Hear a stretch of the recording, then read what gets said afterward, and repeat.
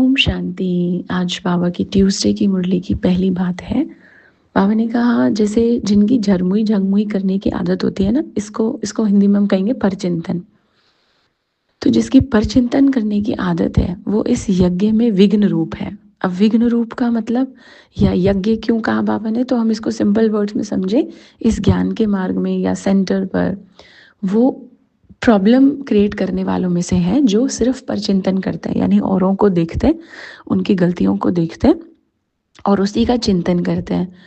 तो जैसे सिर्फ इस सेंटर की बात नहीं है, मैं वैसे भी देखती हूँ, कोई अगर डेली ऑफिस जा रहा है, कोई डेली स्कूल जा रहा है, कोई डेली जिस घर में रह रहा है या डेली सेंटर आ रहा है या किसी भी जगह जा रहा है, ज़रूरी नहीं है कि हमें हर चीज़ परफेक्ट और अच्छी दिखेगी। हमें बहुत सारी कमियां दिखेंगी, बहुत सी बातें ऐसी दिखेंगी जो हमें नहीं पसंद। पर एक है, हम सामने तो बहुत अच्छे हैं, लेकिन जैसे ही हम सामने से हटे या निकल रहे हैं तो हम अंदर बहुत बुरा बुरा सोच रहे हैं।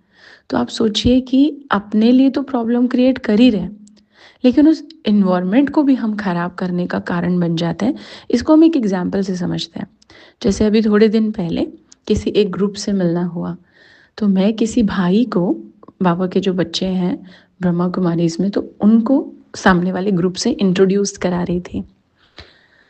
तो मैंने नाम बताया, और हम बाबा के घर में क्या होता है, ऐसे पूरा नाम नहीं बोलते हैं, मतलब कास्ट वगैरह इनफैक्ट हम पूछते भी नहीं, क्योंकि उससे भी एक कॉन्शियस और एक थॉट चली जाती है सामने।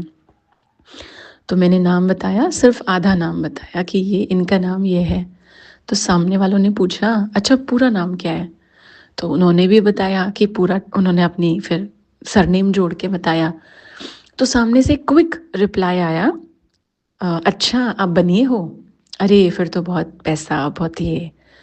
तो एकदम आया कि देखो कैसे दुनिया में बुद्धि चलती है।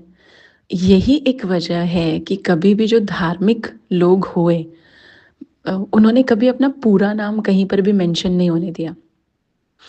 नाम के आगे कुछ कुछ टाइटल जरूर लगा दिए, किसी ने गुरु, किसी ने महाराज, किसी ने श्री, किसी ने कुछ।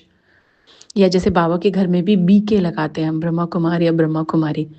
पर जो नाम के पीछे का हिस्सा है, सरनेम, वो भी हमारी बुद्धि को नेगेटिव ना कर दे, इसलिए वो टाइटल्स धर्म के जो लीडर्स थे उन्होंने कभी नहीं लगने दिए अपने आगे।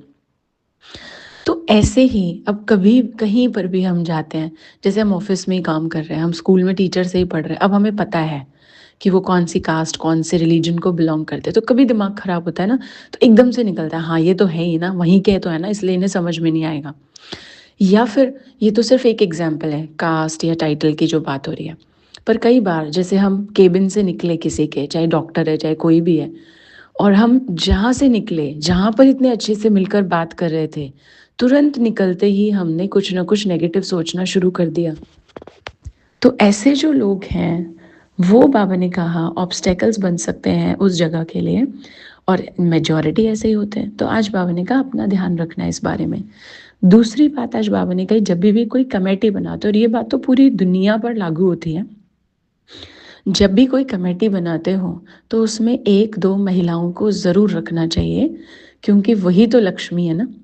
अब जैसे दुनिया में क्या होता है कि ठीक है, भले उनको किसी किसी को अपने नॉलेज के अभिमान के वश ऐसा लग सकता है कि हाँ हमें सारा पता है, इनको तो अलग से समझाना पड़ेगा या बताना पड़ेगा। तो उस फील्ड के रिलेटेड भी लोग होते हैं ना, हम उनको बुला सकते हैं। जैसे एक बारी एक किसी प्रोग्राम में हम गए थे, अटेंड करने गए थे हम, बहुत समय पहले की बात है। तो वहाँ स्पीकर पर सारे मेल स्पीकर थे, पुरुष बैठे थे, भाई जिनको हम कहते हैं, एक भी बहन नहीं थी। एक बहन स्टेज कोऑर्डिनेट कर रही थी, वो भी जब मेन गेस्ट आ गए, जो भी VIPs आने थे, उनका रोल भी चेंज कर दिया गया।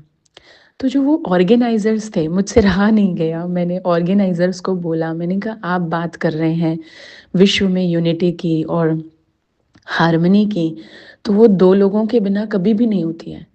आपके स्टेज पर सारे बहुत प्यार से, मतलब क्योंकि ऑर्गेनाइजर्स बहुत अच्छे लिंक में थे, तो ऐसा कोई टॉन्ट या ऐसे नहीं, लेकिन उनको ऐसे बोला कि दोनों को साथ लेकर चलने से ऐसा होता है, क्योंकि सम्मान दिया जाना इसे कहा जाता है।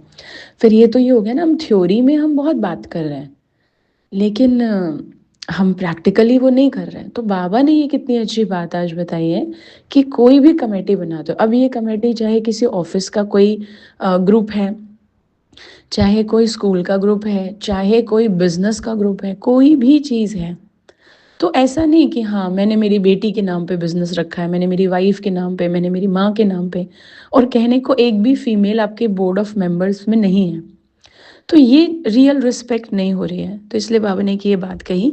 थर्ड एक छोटा सा पॉइंट है, बाबा ने कहा जो भी मुरली की बातें सुनते हैं या डायरी में नोट करते हैं, उन सारी बातों को बीच बीच में ना बुद्धि में रिवाइज भी करना है। तो बाबा ने बड़ा अच्छा बताया कि इससे हर समस्या का समाधान आपको इजीली मिल जाएगा, नहीं तो व्यर्थ संकल्पों के हथौड़े से आप समस्या को तोड़ने में लगे रहेंगे। और बहुत डीप मीनिंग है। तो ये इस पॉइंट को आप सभी आज सोचिएगा। ये है आज की मुरली। ओम शांति।